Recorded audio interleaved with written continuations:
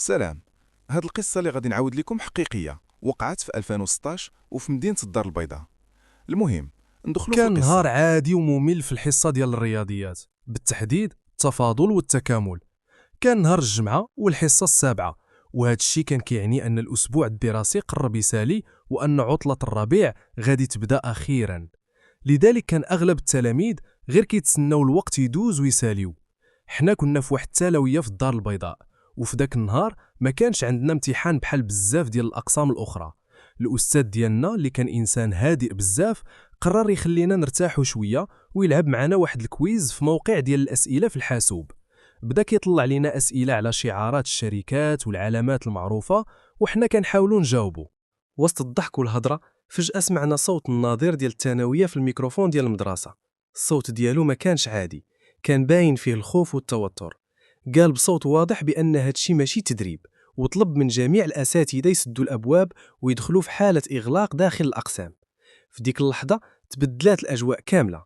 الأستاذ ديالنا اللي كان هادئ ديما بان عليه القلق، جرى بسرعة تفضوا وطلب منا نجلسوا كاملين في آخر القسم بلا ما نهضروا. جلسنا في صمت تام، حتى واحد ما كيهضروا.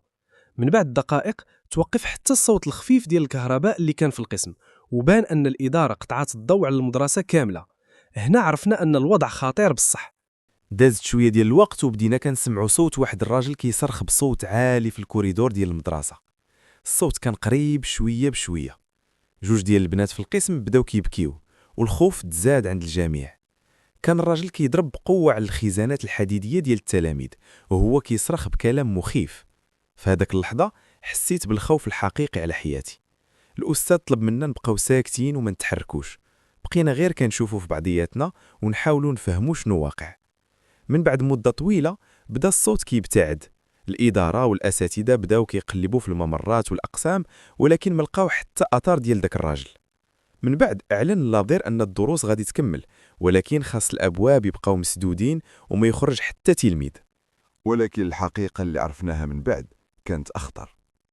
تبين أن ذاك الراجل كان كيدور حدا المدرسة من قبل بطريقة غريبة، وحتى البوليس كان عارفه حيث كان عنده مشاكل من قبل.